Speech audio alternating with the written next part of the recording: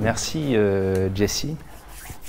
Et donc du coup, puisqu'on est au CRI et on est donc dans une optique de la nouvelle éducation et du MOOC, etc., ce que je vais essayer de faire, plutôt que de vous donner un cours de programmation, ce que je pense n'est pas nécessairement très intéressant dans un âge de l'Internet, je vais plutôt vous donner une motivation, répondre à vos questions et puis de mettre à disposition en ligne pour si vous avez des choses à me demander. Donc d'abord, je vais essayer d'expliquer ce que c'est la conception de jeu pour moi, c'est juste une opinion, ce que c'est le scripting pour moi et pourquoi le scripting est intéressant pour tout ce qui est game design. Donc tout d'abord, qui suis-je pour venir comme ça vous parler? Donc moi, je m'appelle William, donc William Dice. J'ai fait mes études en informatique à Montpellier où j'ai fondé une petite association qui lançait plutôt des game jams. Donc on en a organisé plusieurs. J'en ai participé à beaucoup d'autres. J'ai fini par travailler à une boîte de serious games qui s'appelle NaturalPad, qui fait du jeu pour la rééducation fonctionnelle et posturale. Puis je suis monté à Paris. J'ai travaillé pendant à peu près un an au Cortex, qui est une petite boîte dans le 11e arrondissement, qui fait des jeux de karaoké. Et maintenant, je travaille pour Amplitude en tant que game designer. Donc Amplitude qui fait tous les jeux Endless Space, Endless Legend, etc. Donc voilà. Cela dit, je ne vous parle pas en tant qu'employé d'Amplitude, je vous parle en tant que personne qui a fait beaucoup de game jam, étant donné que on s'est mis d'accord avec Jesse il y a longtemps pour que je donne ce talk orienté l'UA, donc c'est plus par rapport à mes petits projets à moi. Donc voilà. Slide. Mes petits projets à moi, donc j'en ai fait des tas. Ils ne sont pas tous particulièrement bonnes, mais j'en ai fait beaucoup, surtout en jam au fil des années. Je crois que je dois avoir une trentaine, une quarantaine maintenant. Bref, vous pouvez les trouver sur mon site web. Voilà. Surtout mon itch.io en fait. Parce que je pense que mon site web il est mort récemment, donc du coup il doit être une vieille version. Donc globalement, puisqu'on est en France, il faut avoir un plan d'attaque très cartésienne.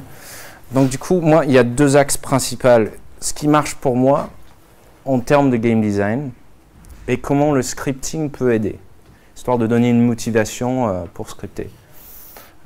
Pourquoi j'utilise le Lua, globalement? Donc, qu'est-ce qui marche pour moi en termes de design? Et ça c'est basé sur... parmi les jeux que j'ai faits, ceux qui ont bien marché, qui ont été pour moi les plus satisfaisants, les plus aboutis, ceux desquels je suis fier. Et ce n'est pas la majorité, hein. Je reste assez déçu d'un certain nombre, mais il y en a qui me font vraiment plaisir, duquel je suis vraiment super fier. Et donc du coup, un peu par hasard, de façon empirique, je suis tombé sur un ensemble de règles que moi j'applique et qui pourraient marcher pour vous. En tout cas, ça pourrait être quelque chose d'intéressant à mettre dans votre boîte à outils ou à considérer dans le futur, un peu comme du lenses à la Jesse Shell. Moi, ça m'aide de penser à l'utilité avant tout. Vous savez qui c'est ce bonhomme? J'aime bien mettre des gens que personne ne connaît. Ça, c'est John Stuart Mill qui a inventé l'utilitarianisme. C'est un philosophe anglais. Et vous pouvez savoir plus de choses sur lui sur Wikipédia, parce qu'on est au XXIe siècle. C'est quoi son nom? Hein? Le nom du philosophe. John Stuart Mill, qui, selon la chanson de Monty Python, of his own free will, on half a crate of whiskey, was particularly ill. Voilà, c'est comme ça qu'on se rappelle. Donc, voici une théière faite en céramique et une autre théière faite en chocolat. En fait, c'est pas vraiment fait en chocolat, c'est fait en céramique, mais ça ressemble à une théière faite en chocolat. Je n'ai pas réussi à trouver une image propre d'une théière véritablement faite en chocolat. C'est pour dire qu'une théière faite en chocolat, c'est pas terriblement utile. Et donc, du coup, en tant que concepteur, en tant que personne qui essaye de concevoir des objets utiles, on peut se dire que l'une est mieux que l'autre. Bon, c'est pas très utile par contre dans le contexte d'un objet culturel comme un jeu. Alors qu'est-ce que c'est que ça veut dire utile dans le contexte d'un jeu? Ce bonhomme est un autre bonhomme que vous pouvez trouver sur Wikipédia. Il s'appelle Durkheim. Cette fois-ci, il est français, donc patriotisme oblige. Donc c'est le père du sociologie, de la sociologie. Voilà. Et donc pour moi, l'utilité dans un objet culturel, c'est une participation effective dans le discours culturel.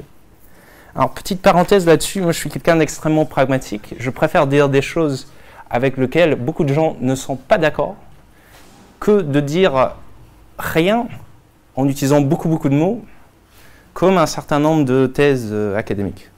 Bon, là, c'était le petit coup de main gratuit sur l'académie. Non, mais c'est des trucs très utiles, mais je demeure assez frustré par House of Play, que je vais citer d'ailleurs. Donc voilà, je voulais pas prendre genre Citizen Kane et un film d'action à la con. Donc du coup, j'ai pris 2 films d'action. Et je vais dire que finalement, l'une, pour moi, a plus d'utilité globale que l'autre, parce qu'il dit plus que l'autre. Alors ce qu'il dit, c'est une question à régler plus tard dans les questions, si vous voulez. Mais c'est à peu près ça que je veux dire, qu'il y en a une qui a quelque chose à dire. Et pour moi, il a quelque chose à dire, il est efficace dans cette participation, parce qu'il y a une certaine notion nébuleuse d'assonance, de consistance, d'intégrité dans l'œuvre. Ça a un sens, il y a plusieurs éléments qui en font partie, qui contribuent à dire quelque chose.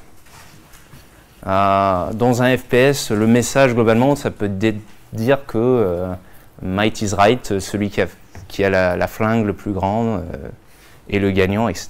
Ça n'a pas besoin d'être un message qui est particulièrement intelligent ou beau ou fort, c'est juste que le message est bien dit, en fait. Et ça, c'est une nuance. Donc, c'est pas que le message est bon, c'est qu'il est bien transmis. Voilà. Alors, encore une fois, qu'est-ce que c'est qu'un bon message? Je préfère éviter cette question. Mais pour communiquer de façon efficace, peu importe le message, il faut essayer d'avoir une assonance dans l'œuvre qu'on fournit au public. Et donc, comment on fait pour avoir cette assonance? Belle question. Et je pense qu'il y a un talk de Dino Deni de la GDC Europe qui est extrêmement bonne, que je vous conseille sur ce sujet. Donc, c'est Dino Deni GDC 2013, me semble-t-il. C'est disponible sur YouTube. Et donc, Dino, il parle de design en disant que le design, en fait, c'est la gestion de contraintes. Et c'est un talk assez intéressant, mais il dit, finalement, on est posé avec des contraintes, on essaie de trouver une proposition qui rentre dans ces contraintes. Bon, il le dira mieux que moi. Pour moi, ce n'est pas tout à fait la même chose. Parce qu'à partir du moment qu'on a ces contraintes, qu'est-ce qu'on fait?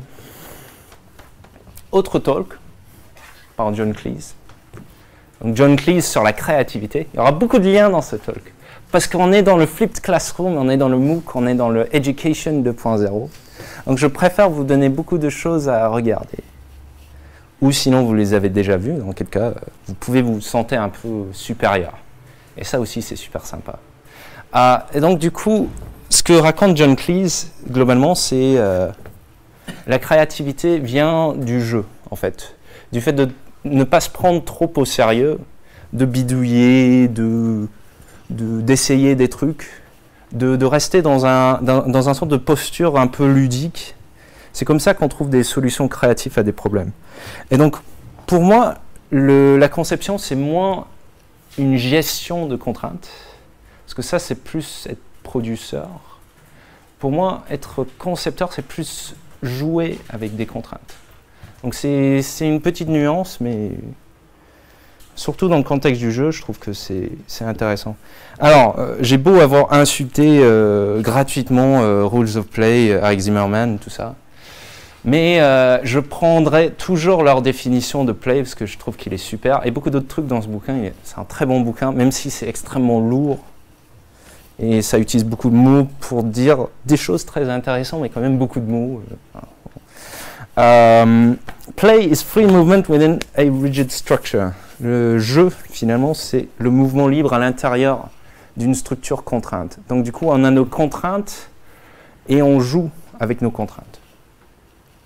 Et par ce biais, on fait un jeu. Donc c'est un peu méta. On fait un jeu en jouant avec les contraintes qu'on s'est posées. Tout ça reste un peu abstrait. Donc je vais vous donner des exemples parmi les jeux que j'ai faits qui ont marché pour moi, à mon avis.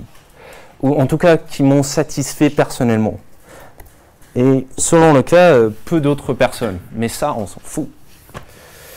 Donc, dans chacun des cas, c'était des contraintes assez diverses et variées. Il y en avait une où ma carte graphique s'est grillée, donc du coup, j'ai dû tout faire en texte. En C89. Donc ça, c'était extrêmement marrant et c'est intéressant de voir ce que cette contrainte t'oblige à trouver comme solution. D'autres où celui-là que j'ai présenté avant au Gamelier où tout est cercle et rectangle. Celui-là où la palette est extrêmement réduite et tous les différents bonhommes auront la même silhouette et tous les objets sont dessinés en utilisant des formes géométriques. Et donc ça peut être aussi des contraintes plus gameplay, interaction plutôt que graphique. Par exemple, celui-là, c'est souris contre clavier. Derrière la palette, c'est du Commodore 64, me semble-t-il, avec très peu d'espace pour le sprite sheet. Et celui-là, c'est donc du gamepad RTS, local multijoueur. Et je trouve qu'en s'imposant des contraintes bizarres comme ça, on trouve des solutions intéressantes, on trouve des identités et des intégrités intéressantes. Et bien sûr aussi le message qu'on a envie de mettre en avant fait partie des contraintes quelque part. Donc du coup, là en l'occurrence, il y avait un message un peu écologiste que je voulais mettre en avant. Là, c'était une critique de la politique d'immigration de l'Australie. Et heureusement, notre Premier ministre, il s'est cassé. Donc du coup, on aura un autre qui aura la même politique, mais il utilisera des mots différents pour en parler. Donc tout ira bien. Voilà, tout ça pour arriver au scripting. Comment le scripting aide? Tout d'abord, qu'est-ce que c'est qu'un script? Est-ce qu'il y a quelqu'un qui sait ce que c'est qu'un script? Parce que j'ai posé la question à des programmeurs. Proposition. Yes. Non? Non? Yes. Yes. Yes. Pour moi, c'est un code qui n'est pas forcément compilé. Ouais, c'est pas mal, c'est pas mal. Et pourtant... Si on part si on prend une autre définition, celle par exemple d'un script de film, c'est juste une séquence d'événements ou d'instructions. Thinking outside the box, j'aime bien. Et pour moi, c'est une séquence de code d'instruction qui va s'exécuter une seule fois. C'est pour ça que c'est assez intéressant parce qu'un mot, 3 définitions différentes. Et on se dit que si jamais on arrivait à harmoniser le vocabulaire dans le développement du jeu, ce serait beaucoup moins marrant de se parler. Et je trouve ça dommage. Voici une définition. Donc du coup, c'est un langage de programmation de haut niveau qui est interprété plutôt que compilé. Alors interpréter, c'est un mot extrêmement loaded. J'aime pas trop parce qu'il y a des langages que j'appellerais de scripts qui sont pas nécessairement interprétés, qui sont plus du bytecode, mais là on rentre dans du technico. Mais en tout cas, quand Unity dit je suis en train de compiler des scripts, moi j'ai le mind blown. On a eu cette discussion d'ailleurs avec les programmeurs d'Amplitude qui disent on ne va pas mettre un langage de script dans un langage de script. J'aurais dit C#, c'est pas un langage de script. Alors, pour moi, le langage de script, il y a des facteurs importants et on va voir que le Lua les a tous. Enfin, je vous dis que le Lua les a tous. Les chaînes de caractères, à la contraire du C, il faut vraiment qu'ils fassent partie du langage, que ce ne soit pas juste des tableaux d'octets. C'est vraiment sympa parce que sinon, tu passes tellement de temps à faire des comparaisons de chaînes de caractères ou à les concaténer ou les splitter. Et c'est pas ça qu'on essaie de faire. On aimerait bien passer à la suite. En fait, finalement, il faut choisir ses batailles. Et si c'est intéressant pour vous d'aller optimiser à mort les calculs de l'ordinateur, bah, c'est ça votre jeu, mais c'est pas le jeu du game design, en fait. Et il faut choisir son jeu. Enfin, pas nécessairement, on peut être un peu à mi-chemin. Moi, j'adore les dictionnaires aussi, les tableaux associatifs. Je pense que il n'y a pas 2 N sur le dictionnaire. Peut-être en français. Mais ce qui est vraiment extrêmement bien dans l'UA, c'est que on peut créer n'importe quand, n'importe comment, un tableau, un objet qui contient à la fois une liste ordonnée d'entrées qui peuvent être de type n'importe quoi, n'importe comment, n'importe quand, et aussi des clés-valeurs. Donc on peut dire, voici un tableau, il contient 1, 2, la chaîne de caractères totaux, suivi de false, suivi de x égale 5. On s'en fout. On veut bien avoir du garbage collection, parce que, encore une fois, on a mieux à faire que de se soucier de ça. On aimerait bien des closures. Est-ce que quelqu'un sait ce que c'est un closure? C'est le scope. Ouais, c'est super les closures. Ça, si j'avais un tableau, il y a un tableau. Je vous parlerai de closure. Les closures, c'est trop bien. Mais moi, je veux absolument des closures dans mon langage. Il faudrait que j'arrête de faire ça parce que ça va frapper le micro. Des lambdas. Les lambdas, c'est cool aussi. Et donc, les lambdas, on les a en C#. En fait, c'est globalement, conceptuellement, l'idée, c'est que, de même qu'une chaîne de caractères peut être réellement un objet du langage, enfin, réellement à premier ordre, comme un nombre, comme un booléen, etc., une fonction peut l'être aussi. Donc, tu peux passer une fonction en paramètre, tu peux sauvegarder une fonction dans un variable, tout ça, c'est super marrant. Et puis, c'est tellement moins lourd que de passer des pointeurs de fonctions, etc. Il faut des coroutines. Ça, je ne savais pas que l'UA les avait avant de faire de l'Unity, mais c'est vraiment sympathique aussi de pouvoir dire fais ça, puis attends 3 secondes, puis fais ça.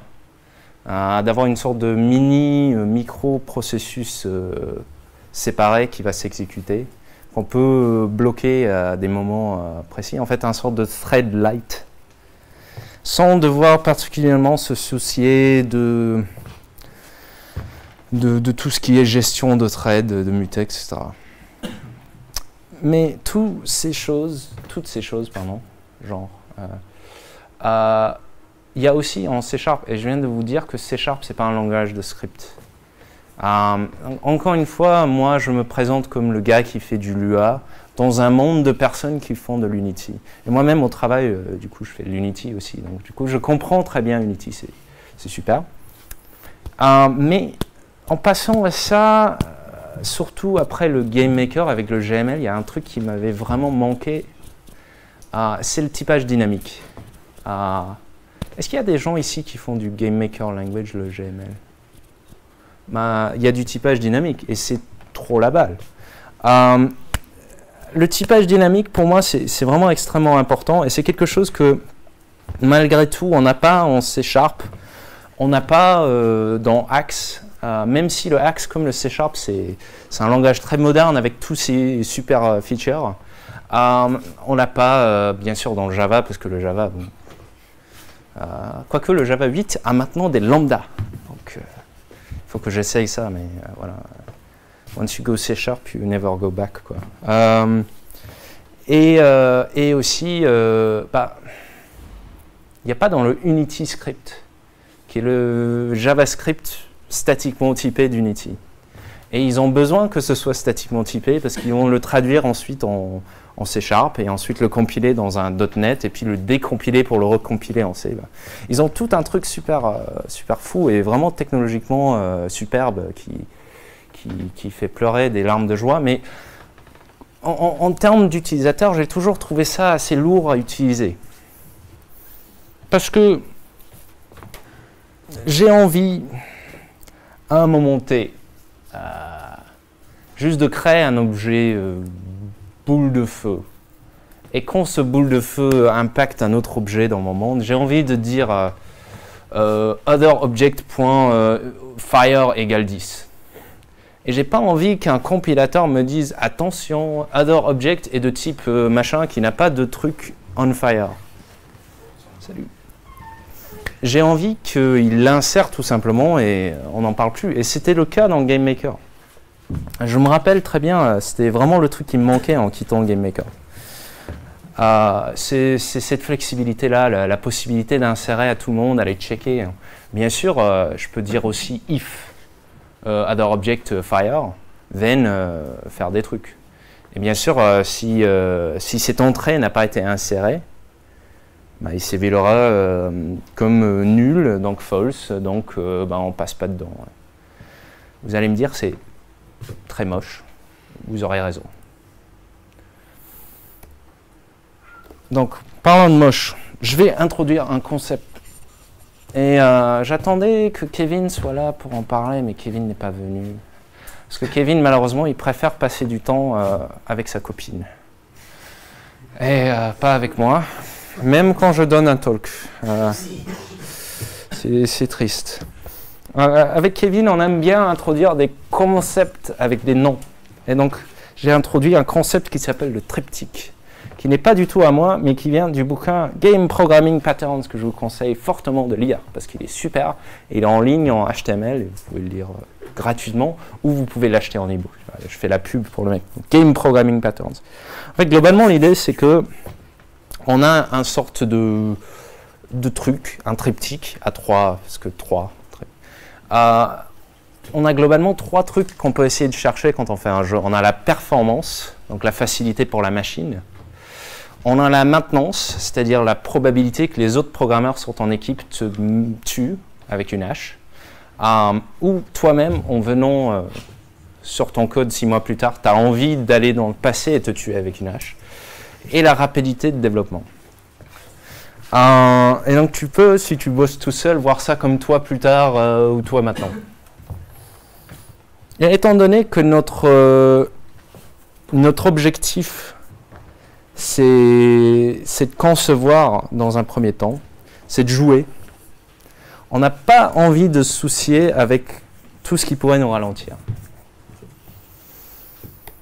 Alors, bien sûr, je vais placer des langages assez vaguement, c'est pas tout à fait vrai, mais bon. Le Lua, il a une plutôt bonne performance. Le C#, ça va, il n'est pas si lent à utiliser non plus, mais globalement, je trouve que tout ce qui est statiquement typé implique un ralenti. Il implique aussi qu'il est plus maintenable parce que le typage statique t'enforce un certain rigueur, un certain structuration. Tu ne peux pas te permettre de faire n'importe quoi. Mais on se retrouve piégé dans cette inflexibilité. Et, moi, j'aime pas. Pour mes projets perso, travail, c'est le travail. Faut avoir un certain rigueur, surtout si on ne veut pas être tué, comme j'ai dit, par ses collègues. Je mettrai aussi le JavaScript là, d'ailleurs. Mais pas l'UnityScript qui est plus là. Le Axe est plus là. Le Java aussi. Et puis, on peut mettre l'assembleur là où on veut. On peut mettre des trucs. Comme j'ai dit, je préfère dire des choses avec lesquelles on n'est pas d'accord pour qu'on discute plus tard. Donc, scripting is all about going fast. Pourquoi? Que tu peux écrire n'importe quoi.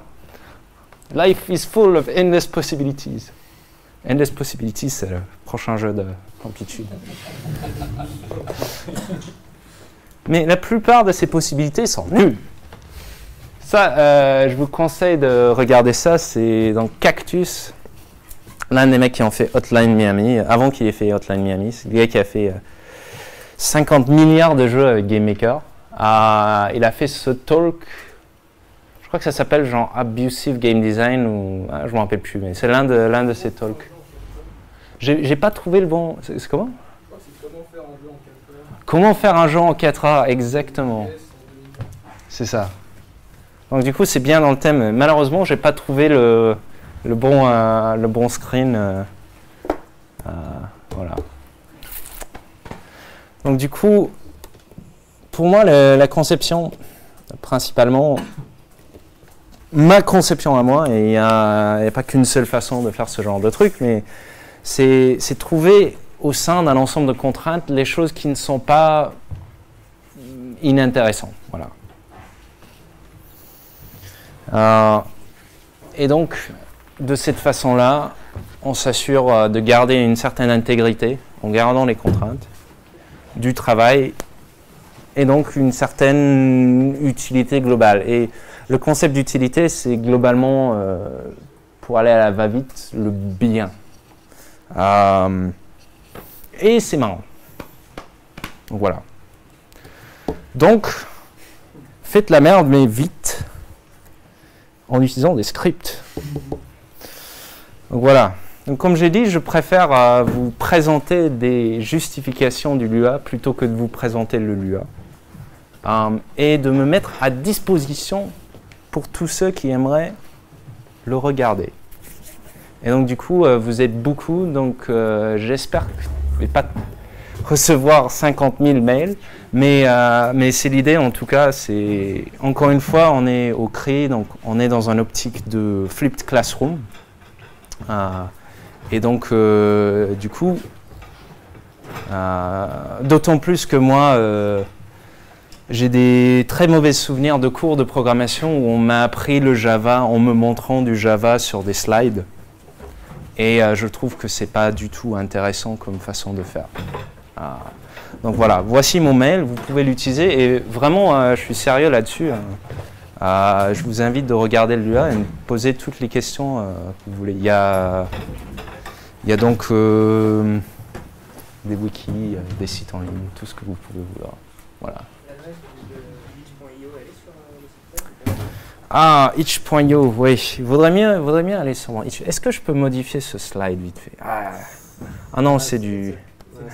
It's a PDF. Est-ce que je peux aller dans un Word? Bravo sublime? quand même.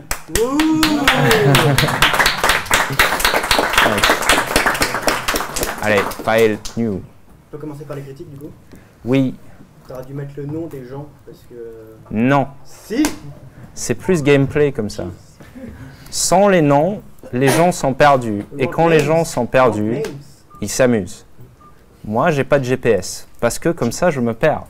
Et après, tu Comme vas ça, faire je suis en 10 minutes. retard. Léon, où est-ce que c'est? J'ai revu Star Wars. Oui. Mais quand on pense que si j'étais pas perdu, Pas perdu. ah ben alors je t'aurais pas appelé et t'aurais Et pas... t'aurais pas eu un petit message de toi. Ça aurait été triste. Est-ce que je peux zoomer? Si tu fais pomme plus, je vois que ça. Pomme plus. Ouais. Ah, plus. Ah non. Non.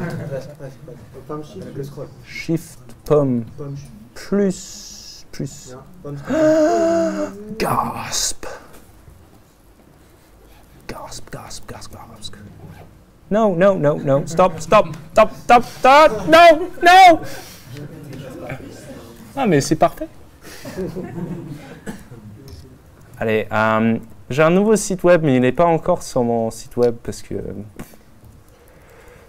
je sais pas. Voilà. Voilà. Parce que sur. IO. C'est IO aussi. C'est possible. C'est IO? À voir, à voir. En fait, vous pouvez essayer les deux, comme ça c'est plus gameplay. Est-ce qu'il y a des questions? Est-ce que tu peux répéter les questions aussi à chaque fois? Parce que c'est Ah, d'accord. yes. C'est IO. IO, oui. Yes, sir. Est-ce que tu trouves que tu as l'air de kiffer Lua et j'ai l'impression que quand tu parles de Lua, tu parles de JavaScript? Oui. Est-ce que tu aimes JavaScript autant que Lua? Alors, Répétez la question. la question c'était, j'ai l'air de vraiment aimer le Lua, mais quand ce monsieur m'entend parler de Lua, il a l'impression que je parle de JavaScript. Est-ce que j'aime autant le JavaScript que le Lua?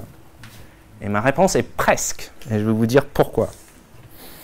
Le JavaScript, c'est quand même super bizarre comme langage.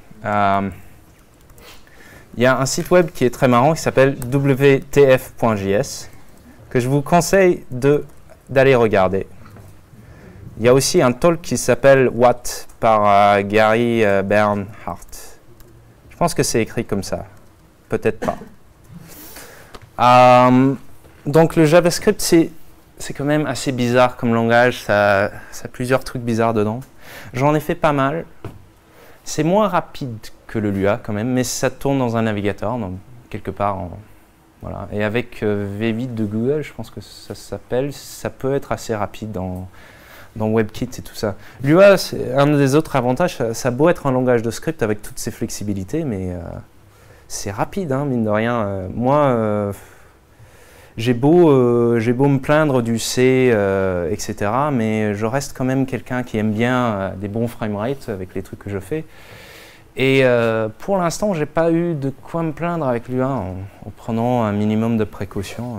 Alors, ce que j'aime moins dans JavaScript, je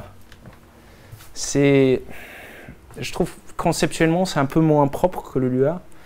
Dans le Lua, tu as un seul type de tableau qui est à la fois une sorte de dictionnaire et array, comme on dit, tableau. Voilà. Dans JavaScript, tu en as deux différentes. Et le array, c'est un sorte de type spécial d'objet. Enfin, globalement, je pourrais en parler longtemps sur le JavaScript. Je vais peut-être passer à d'autres questions, mais c'est la rapidité et la propreté conceptuelle qui m'embêtent dans le JavaScript. Mais sinon, j'adore aussi ce langage. Donc voilà. Je reviens sur toi du coup après. J'ai deux questions. Ah, La première, c'est... faut faire ça, pas ça, sinon je... Jessie aussi. Je suis un peu surpris que tu n'aies pas parlé du Python. Ah. C'est quand même un langage de script assez utilisé. Aussi, je pense. Et la deuxième question, c'est... moi, personnellement, je pense que les designers, la plupart des designers ne savent pas programmer. Et du coup, je pense que des outils comme le Flowgraph dans le CryEngine ou le Kismet, je ne sais pas le nouveau nom. Ouais. Je pense que c'est plus adapté pour les designers que le Lua. Et je voulais avoir ton avis sur la question. Non. Alors la question était, il y avait deux questions. La première, c'était par rapport au Python, donc à peu près la même question qu'avant, et le Python, point d'interrogation. Le deuxième, c'était la plupart des programmeurs la plupart des designers ne savent pas programmer, et du coup, il y a des outils plus graphiques comme Kismet qui pourraient être plus adaptés. Quelle serait mon opinion là-dessus? Donc pour commencer avec le Python, j'ai fait un peu de Python. Globalement, c'est le langage que j'ai l'impression que je devrais l'adorer, parce que je trouve ça vraiment super comme idée d'utiliser les indentations pour structurer le code et tout ça. Mais je ne sais pas pourquoi, mais j'ai jamais eu le coup de cœur avec Python. Je sais que par rapport au Lua, c'est quand même moins rapide, mais je ne peux pas te dire grand-chose là-dessus. Je sais que c'est utilisé par un certain nombre de moteurs jeux. Je pense comme Panda 3D, par exemple. Mais oui, globalement, je ne l'ai pas beaucoup utilisé. Je sais que Pygame, qui est un peu l'analogue, donc Pygame, PY, bien sûr, pour Python, qui est un peu l'analogue Love2D, mais pour Python plutôt que pour Lua, n'a pas eu autant de succès que Lua, si on peut appeler le succès de Lua, je recommence. Pygame n'a pas eu autant de succès que Love2D, si on peut appeler le succès de Love2D un succès. Mais voilà. Quant à la deuxième question, oui, alors à Amplitude, on a des designers qui viennent d'un background programmation. On a des designers qui ne viennent pas d'un background programmation, qui ne savent pas du tout coder. Et encore une fois, moi, en tant que personne, je présente ma façon de voir les choses. Et c'est certainement pas la seule façon de voir des choses. Et certainement, il y a des designers extrêmement compétents qui ne programment pas du tout. Et très bien. Personnellement, moi, j'ai commencé avec tout ce qui est drag and drop dans GameMaker. Donc du coup, et aussi dans StarCraft, Warcraft 3, il y avait les outils event-based, tout ça, donc qui sont très graphiques, où on agence des bulles, etc. Donc j'ai fait pas mal de trucs graphiques en passant par des menus, en passant par des objets comme ça. Maintenant que je sais coder textuellement, je trouve ça assez lourd. Mais voilà, c'est mon opinion. Je trouve que moi, personnellement, je vais plus rapidement avec du code manuscrit qu'avec ce genre d'outils. C'est pas un jugement de valeur en soi sur ce genre d'outils. Voilà. Je suis pas, encore une fois, très bien équipé pour répondre par rapport à Kismet, mais voilà. Bon. Du coup, on revient s'il n'y a pas d'autres. Yes. Quel est ton moteur de jeu en Lua, ton framework, tes outils de travail pour pouvoir faire des jeux en Lua? Ouais. Yes. Ah, c'est ça la question. Je pensais que. Quel moteur, quel framework, quel jeu en Lua? Oui. Alors la question était quels sont mes outils, mes frameworks, etc. pour faire des jeux en Lua. Donc le moteur que j'utilise c'est Love 2D. Je l'utilise parce qu'il est extrêmement mignon. Je vais vous montrer ça. Vous allez voir combien il est mignon. Oh là là. Attends, regarde ce petit bois, il y a des petits cœurs. Mais comment on peut ne pas aimer ça? Direct. On a des couleurs pastel. On a une police un peu funky à la Comic Sans MS. Wow. Il y a Move or Die qui est fait avec. Alors merde, c'est des bons trucs. Hein. On commence à avoir du lourd. Et regarde comment c'est simple. C'est dans des espèces de bulles couleur pastel, mais qui sont légèrement décalées sur le côté. On ne peut pas ne pas aimer. Ouf, alors que, je suis désolé de le dire, mais si on regarde P-Game par exemple, moi qui décide, oh ils ont refait leur site web. Oh. Alors franchement, le site web il est beaucoup mieux maintenant.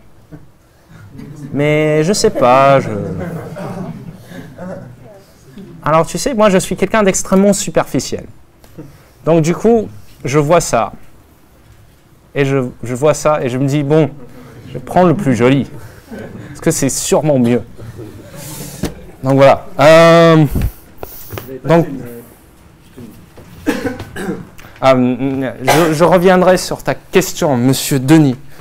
Alors, autre outil, c'est bien sûr Sublime Text 2, qui permet de faire des trucs comme ça. Ah non, je peux pas. Ah. Je peux faire ça, genre.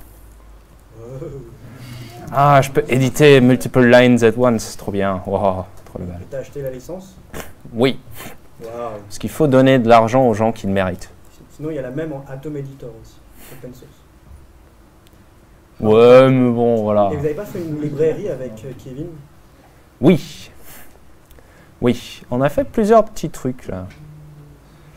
Alors, vous pouvez télécharger mes helper libraries pour Love 2D. Ah merde. Il y a quelqu'un qui a créé un truc déjà qui s'appelle Unrequited. Et c'est pas moi. Ah. Et c'est on top of the Google Results. Donc ça, vous pouvez le choper. Il y a un certain nombre de trucs dedans. C'est pas du tout documenté, mais voilà, bonne chance. Mais d'ailleurs, comme je vous ai promis de répondre à vos questions, ça va être chaud. Vous pouvez essayer de l'utiliser et quand vous aurez des problèmes, vous m'envoyez un mail. Et moi, je ne vais pas dormir pendant 2 semaines. Mais je vais essayer de répondre à tout le monde. Et qu'est-ce qu'on a d'autre? On a aussi GitHub. Donc ça, c'est un truc qu'a fait Kevin, que je n'arrive pas à trouver. Gaël, ça s'écrit avec 2 E.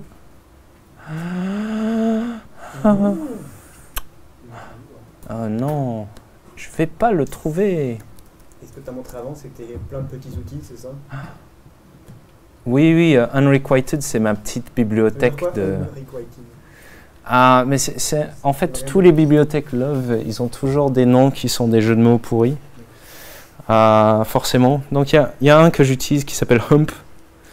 qui est juste un peu rude, mais traduit en anglais. Et parce que c'est comme love, mais pas. Et oh non, mais c'est vraiment, faut pas chercher loin. Hein. Moi, j'ai vraiment cherché loin avec celui-là parce que du coup, c'est unrequited, c'est non partagé, non réciproqué. Et du coup, c'est love, unrequited love, tu vois. Ah, c'est un poète en plus. Là. Oh là là. Mais donc, il y a plein de petites choses indépendantes qui sont. Ah oui, il y a pas mal de. Je vois babysitter.lua. Ah, le babysitter. Oh là là, j'adore le babysitter. Il est trop bien. Alors, ça, c'est des coroutines en Lua. Voilà. Et il y a tout un tas de trucs là. Du coup, on a wait then. En fait, j'ai envie que tu m'appelles ma fonction f après une durée. Tu vois. C'est super de pouvoir faire ça. Maintenant, je peux faire babysitter.waitThen, fais ça. Fais ça dans 3 secondes. Moi, je m'en fous. Débrouille-toi. Utilise des coroutines. Rien à foutre. Et là, du coup, qu'est-ce qu'on a d'autre? Is busy. Je pense que j'ai mis que waitThen. C'est tellement utile, j'utilise que ça. Non. Ah, il y a quoi d'autre dans cette bibliothèque qui est super? Oh, merde. Mince. Les trucs que j'ai utilisés qui sont du coup reliés à Fudge, qui est celui de Kevin. Ouh. Comment? Dans mes contributions, effectivement, je vais sur... Ah mais non, on est Jesse. On est Jesse. Jesse, est-ce que tu me watch? Ah, tu me watch pas. Alors du coup, ça c'est vraiment un texture packer, voilà. Je crois que Jesse a compris la blague. J'espère que vous ne l'avez pas compris. Parce que c'est vraiment au mauvais goût. Mais bon, voilà. Et donc lui, en fait, il fait beaucoup de choses. Mais globalement, il crée des atlas de texture. Ah, ça c'est pas mal aussi. Et ça, vous le proposez à la communauté Love 2D? Vous essayez de... Parce qu'on t'a vu sur la page, là, on a vu que tu avais fait piquer ta place. Oui. Ah, moi, je poste pas beaucoup sur la communauté de Love 2D. C'est vrai que je devrais peut-être intervenir là-dessus. Enfin, on pourrait faire de la pub. Parce que nous, nos jeux, à moi et Kevin, c'est quand même... Ouais. Mais bon, voilà, je dis ça. Je dis rien. Voilà, pour répondre à la question. Ah, il y a une autre question. Avec Love 2D, tu compiles pour quelle plateforme? Ah, je compile pour quelle quoi? Plateforme. Ah. Alors, il y a... oui. Alors, en fait, pour Love 2D, comment ça marche, la distribution? Ce que tu fais, c'est que tu prends le dossier dans lequel tu as mis un main.lua et éventuellement d'autres fichiers Lua.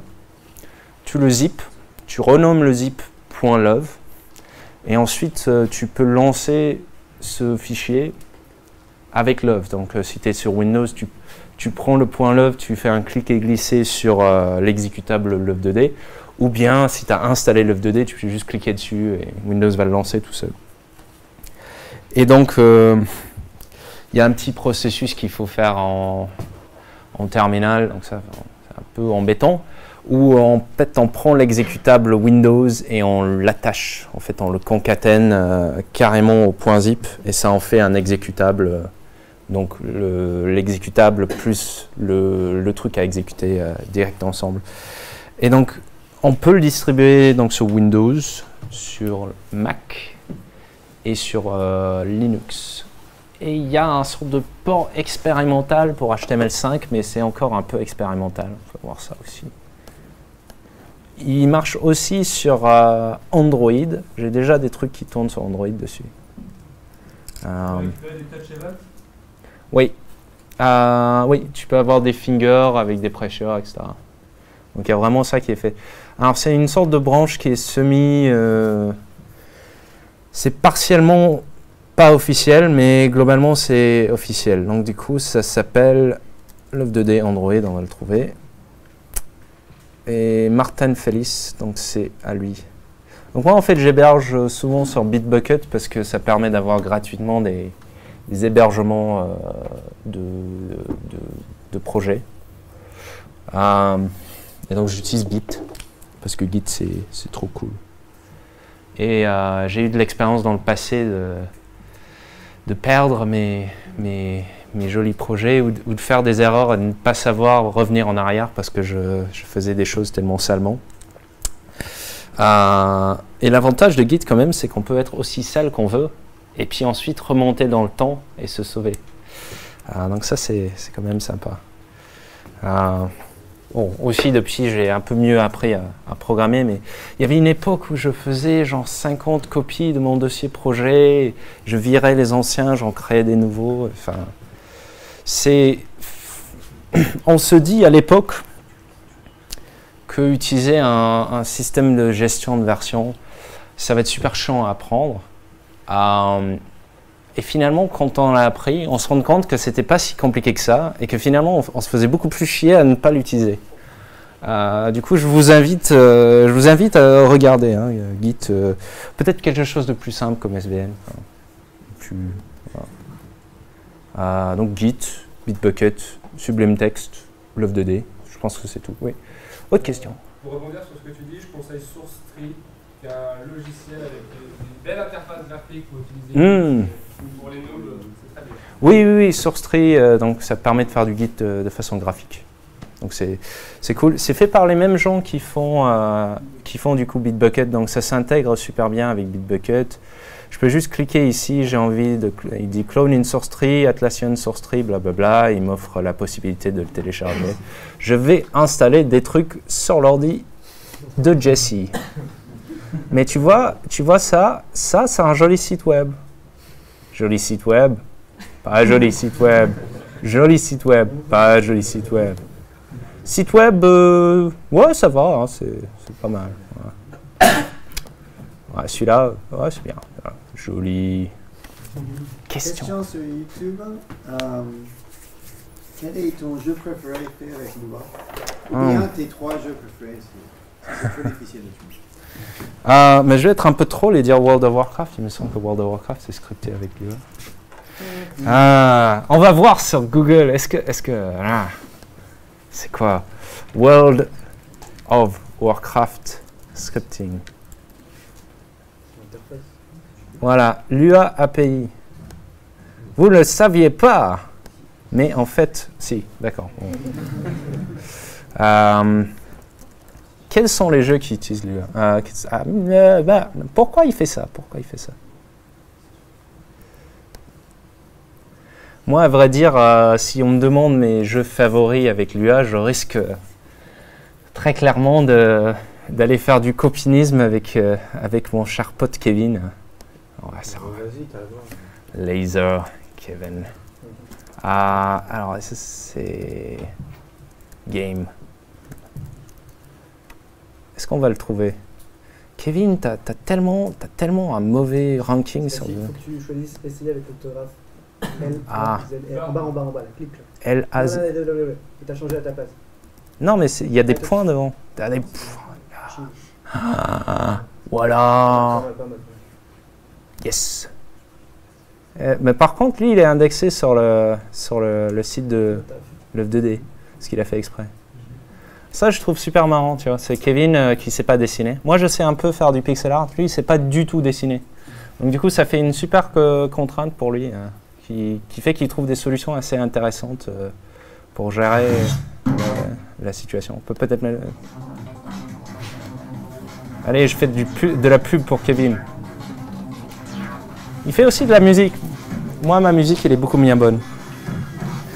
D'ailleurs, ça, c'est moi et Kevin qui jouent dans un bar. On est tous les deux un peu bourrés, donc c'est pour ça qu'on n'arrive pas à viser. D'ailleurs, il le vend son jeu. Il le commercialise. Oui, il le vend en plus. Mais tu peux aussi avoir une version gratuite. Tu peux gagner ta vie avec Love2D ou... Ah, il monte le prix du jeu de 1 centime chaque fois que quelqu'un l'achète. Donc, du coup, il en a fait des ventes, hein. Moi, j'ai l'édition spéciale pizza parce que je lui ai acheté de la pizza. Voilà, donc jeu de Kevin. Je peux mettre un autre jeu de Kevin, sûrement. Il a fait d'autres trucs, Kevin. Il fait des trucs marrants. Allez, bim. Qu'est-ce qu'on a d'autre? Ah, celui-là, c'était avec Unity, par contre.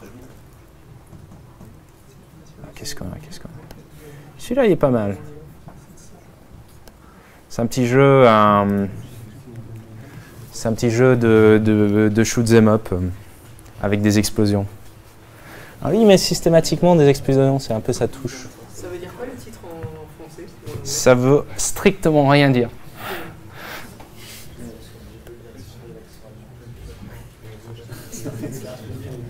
Le principe de conception universelle qui est juste mettre un bounce sur toutes les choses. Faut que tout bounce toujours. Si ça bounce pas, you're doing it wrong. Faut toujours bounce. Voilà. D'autres questions? Moi, c'est plus sur ce que tu considères comme étant du bon design. En fait, ça m'a un peu perturbé parce que tu disais qu'un bon design, c'était un design qui faisait passer un message. Ouais. Et c'est peut-être moi qui comprends mal la chose, mais est-ce que tu peux pas faire un design de n'importe quoi et juste pour procurer du plaisir ou pour remplir une fonction? Alors, oui. Alors, la question était, j'avais dit qu'un bon design, c'était un design avec un message. Est-ce qu'on ne peut pas juste faire un jeu juste pour procurer du plaisir? Je pense que j'ai peut-être mal expliqué ce que je voulais dire par message. Encore une fois, je vais vous rediriger vers des choses. Donc, il y a un très très bon bouquin qui a des jolis dessins. Donc, du coup, moi j'aime bien parce que j'aime bien les jolies choses. Il s'appelle Theory of Fun de Raph Koster. Donc, si vous ne l'avez pas lu, faut absolument le lire. Et donc, pour Raph Koster, le fun, en fait, l'amusement dérive d'une notion d'apprentissage. On ne peut pas s'amuser sans apprendre quelque chose. Et donc, quelque part, le message, pour moi, c'est le truc qui est appris. Et donc, ça peut être un truc tout con. Qu'est-ce que Mario, c'est quoi le message de Mario? C'est l'agilité, triomphe sur les tortues, je sais pas quoi, tu vois. Enfin, finalement, c'est quelque chose d'assez primordial. Et un vrai œuvre, c'est quelque chose qui peut pas être vraiment exprimé autrement que par l'œuvre lui-même. Enfin, il y a un mot pour ça, mais quelqu'un le saura peut-être. Hein? Non, c'est pas ce mot, mais ce mot est un très bon mot. Il faut le dire aussi souvent que possible. Autotélique, donc. On peut aussi dire exotélique, mais ça ne veut pas dire la même chose. Donc voilà. Je vous recommande de regarder sur Wikipédia ce que veulent dire ces mots, parce que sinon, ce serait trop facile. Mais sinon, c'est... Oui, en fait, je ne peux pas vous dire le message de Super Mario, parce que le message de Super Mario, c'est Super Mario. Tu vois le truc?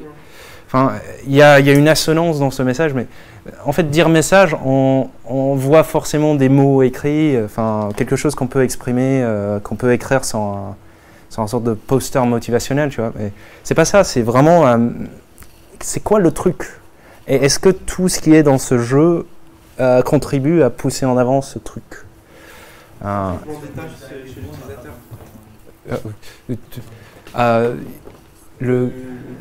message peut se traduire par un changement d'état chez l'utilisateur, en fait. Oui. Quel est l'apport, en fait? C'est plus un apport qu'un message. C'est l'intérêt d'utiliser un multimédia que les mots pour faire un message. Comme si tu pouvais le dire avec des mots, bah, tu l'écrirais. Ouais, c'est ça. Si on pouvait le dire avec des mots, on pourrait l'écrire tout simplement. Hein. Et enfin, je vous invite d'ailleurs de penser au message de Mad Max. Moi, je pense qu'il y a quelque chose là-dedans. Mais encore une fois, un bonne œuvre, c'est un œuvre qui... C'est pas forcément facile à exprimer le noyau de la chose, parce que la chose elle-même est le message. En fait, quelque part, on ne peut pas l'exprimer sans retranscrire la chose en entier. Je suis très nébuleux. Mais voilà. Tu mets tes coups très haut aussi. Tu fais quoi? Ouais, c'est pas très Wing Chun, il faut les garder basses. Parce qu'en fait, comme ça, c'est difficile à... Oui, pardon. Et tu ne serais pas tombé amoureux d'un autre framework encore, qui s'appelle Pico 8? Ah, Pico 8, oui, Pico 8. C'est du Lua aussi. Non. Ah, mais je suis tellement content que tu en as parlé, Léon. Je savais que je pouvais compter sur toi pour me rappeler. Tu nous parles de ton amour, mais il faut parler un peu de ta maîtresse. C'est la qui te trompe. Ah oui. Tu es en train de passer vers l'autre côté. Alors, Pico 8. Alors, site web, on va dire... Enfin, il y a un concept là. On est parti un peu dans le rétro. Donc, il y a une certaine intégrité dans les choix. Donc, je trouve que finalement, bien que... Tu vois, c'est moins pastel et tout ça, il y a une assonance, il y a un truc. Donc, du coup, je trouve que le site web est bien. Voilà. Il est clair, le focus est orienté vers le centre, où on peut acheter des choses. Call to action. Et donc, qu'est-ce que c'est que Pico 8? En fait, c'est un émulateur d'un console qui n'a jamais existé. Donc, c'est déjà marrant. C'est un sorte de dev kit te permettant de programmer cette console, de faire des jeux pour cette console, qui sont ensuite exportés sous forme de cartouches. Et la cartouche, en fait, c'est un PNG avec encodé dans l'image même du PNG, tout le jeu est dans le PNG. Donc, en fait, pour jouer à un jeu, tu prends le PNG et tu le mets dans ta console virtuelle. Et ça lance le jeu. C'est juste trop bien. Tu peux jouer en web en plus. Et ça s'exporte en web, chose que... Alors, qu'est-ce qu'on a? Ouf, oh là là, play, je peux play. Jamais joué à ce jeu. Donc, voilà. Voilà. Ça boot, press Z. Merde. C'est quoi les touches? C'est écrit au début. C'est toi qui as écrit au début. Ah, SF. C'est un peu comme Tron.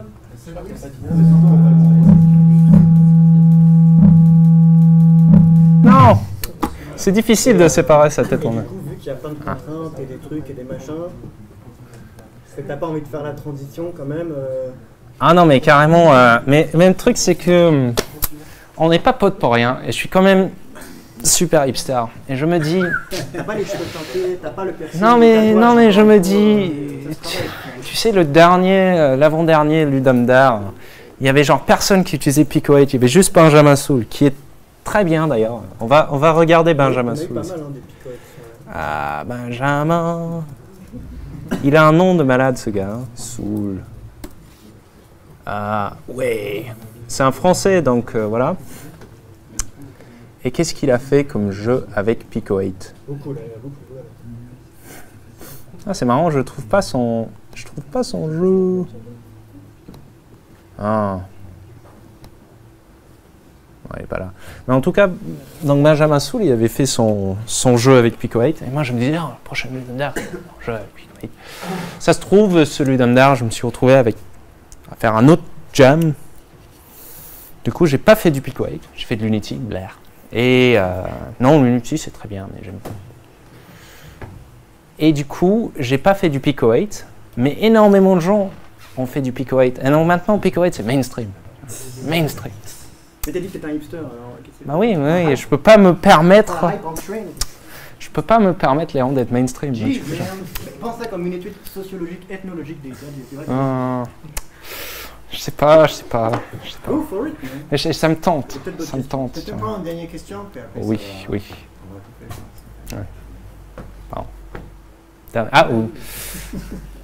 Ah, oui, quelqu'un qui n'a pas demandé. T'as demandé? Je peux encore poser une question. Ah! Ok, bah toi t'étais le premier. C'est quoi le message de Flappy Bird? C'est quoi le message de Flappy Bird? Ah, c'est justement ce que je disais, le message de Flappy Bird, c'est Flappy Bird! Je sais pas, qu'est-ce qui fascine dans Flappy Bird? Le jeu est très simple. Finalement, c'est un message qui est plus de l'ordre du cerebellum, quoi. Enfin, c'est vraiment qu'est-ce qu'on apprend, qu'est-ce qui est apporté, c'est du réflexe. On le trouve intéressant parce qu'on est confronté à notre propre corps, à notre propre capacité à réagir. On va reboot, à réagir à des stimuli qui nous arrivent. Enfin, Ça joue sur le bagage culturel, c'est ça que tu veux dire, quoi. Oui, c'est l'estime du savoir. Non, Flappy Bird, enfin, ça revient à tout ce qui est jeu de réflexe. C'est la même chose que Super Hexagon. On quitte Super Hexagon en sachant que si quelqu'un nous balance une balle dans la tête, on va l'esquiver parce qu'on a l'habitude maintenant de réagir rapidement. Et du coup, la nature nous a appris que apprendre à mieux faire ce genre de choses, bah, ça vaut le coup. Et donc du coup, ça nous fait plaisir d'optimiser nos skills de survie. Du coup, je pense que Flappy Bird, ça joue sur ce côté-là. Mais il y a d'autres principes qui peuvent jouer sur des choses un peu moins primordiales. Quel est le message de StarCraft, par exemple? Est-ce que StarCraft nous dit qu'il ne faut pas avoir de merci? Est-ce qu'un jeu peut nous dire que l'esprit triomphe sur la matière, ou l'inverse? Je me pose souvent de questions sur la culture américaine, le mythe du flingue, comme dirait Extra Credit. Ils ont fait un épisode là-dessus. Quand on voit un film chinois, on voit très clairement une mise en avant de la petitesse de l'individu face à l'État et de l'importance pour l'individu de se soumettre à la sagesse de l'État. Et nous, on le voit très clairement parce que ce n'est pas notre culture. Ce qu'on ne voit pas très clairement quand on regarde un film d'action à les Avengers, par exemple, on dit, bon, ça apporte rien de nouveau. En fait, finalement, ça renforce une certaine culture de la valorisation de l'individu par le flingue qui prend sa liberté, etc. Enfin, en fait, tout objet culturel, même si on a l'impression que c'est tout con, met en avant un certain système de valeurs. Et donc, on ne peut pas s'excuser en disant moi je fais un jeu, c'est juste pour le fun. Même si c'est vraiment pour le fun, si on ne choisit pas ce que nous on veut véhiculer, ben finalement on va véhiculer, on va faire l'écho d'autres principes qu'on aura absorbés dans la culture. Bon, c'était le moment philosophique. Voilà. Sur ce... Il n'y avait pas une dernière question? Oui, dernière, pardon. Tout à l'heure, j'avais un certain engouement par rapport aux closures. Voilà. Et j'avais juste comprendre pourquoi. Oh, mais les closures. Je suis content que tu m'aies posé la question. Qu'est-ce qu'une closure? Si je vous disais ce que c'était un closure, et si j'utilisais le bon genre pour les choses, ce serait trop facile. On va devoir rechercher l'œuvre de dés. Je vais vous montrer un exemple de closure. Un exemple. Dans cette fabuleuse fourre-tout qui s'appelle Useful. Ah, Pomme Plus. Pomme Plus. Ah oui.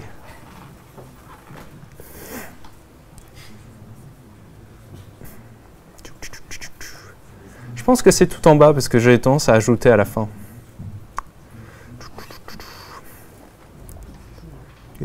Copy table oval.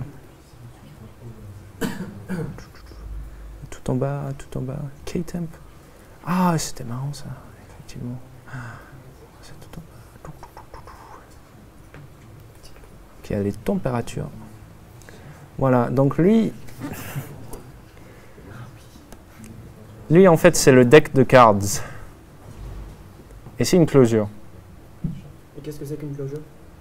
C'est ça. Voilà, c'est fait. Alors, moi j'aime bien utiliser des decks dès qu'il y a quelque chose d'aléatoire.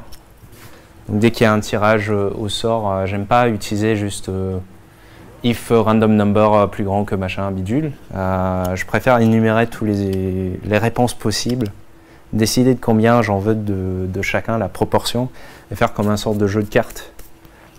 Comme ça, dans le temps, c'est une sorte de pseudo aléatoire finalement, parce que ceux qu'on a eus vont revenir moins souvent que ceux qu'on n'a pas eus. Étant donné qu'en fait on vide le deck et puis on commence un nouveau deck. Et donc ça me génère un deck de cartes. avec une première pile de cartes et une première pile de, du coup, cartes jetées.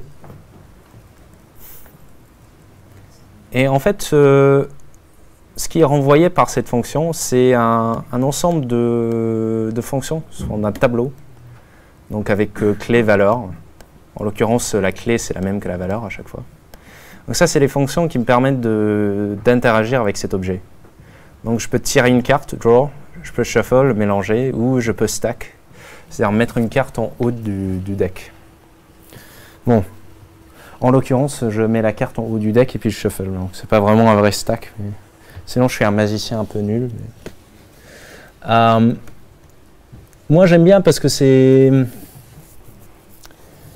très propre, je trouve. C'est très contenu. Enfin, je les utilise pas énormément, mais en l'occurrence, surtout en... Je sais pas. Que tu as vraiment expliqué ce que c'est. Tu n'as pas expliqué avec JavaScript là, self égale 10. Est-ce que... Self égale 10.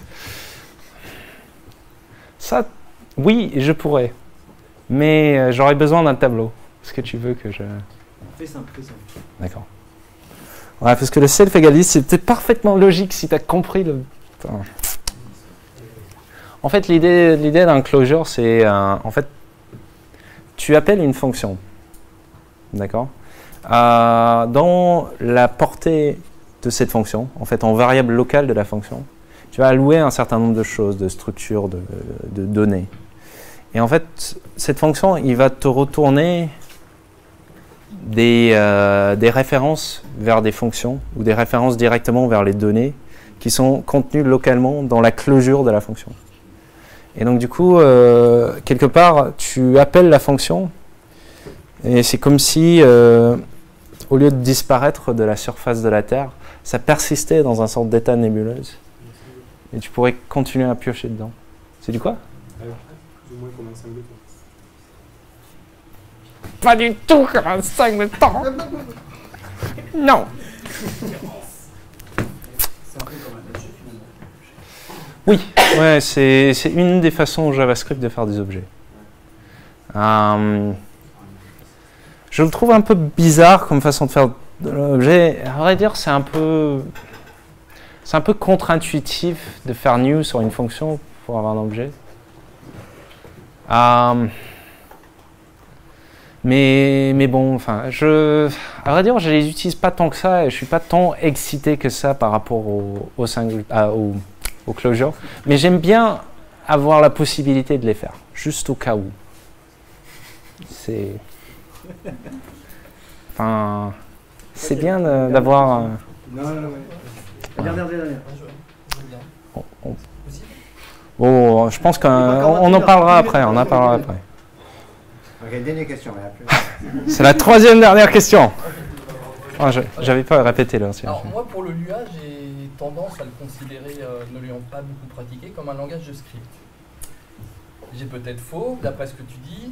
Moi, je vois plus le Lua en fait comme un langage qui permettrait d'être implémenté sur n'importe quel moteur derrière, puisque le Love 2D, en fait, derrière, il y a du SDL, il y a une API qui est dans le moteur, qui est certainement codé dans un langage plus proche de la machine. Et donc, pourquoi on n'imaginerait pas justement une flopée d'interfaces Lua, mais sur des moteurs comme Unreal, comme Unity? Est-ce que, vu que pour moi c'est un très bon langage de script, pourquoi ça n'arrive pas? Alors, je sais que... Alors, la question c'est, si j'ai bien compris, donc Lua, c'est un langage qui a comme avantage qui est très facile à implémenter un peu n'importe où. Il fait très peu de suppositions quant à qui il a affaire en termes de système d'exploitation, ce qui lui permet d'être lancé sur des machines vraiment très bizarres. Et du coup, théoriquement, il devrait être facilement implémentable dans n'importe quel moteur jeu, ce qui est le cas. C'est assez facile de se faire des bindings Lua pour son petit moteur jeu C++. Et c'est le cas, il y a des moteurs de jeu qui utilisent Lua, mais pas Unity.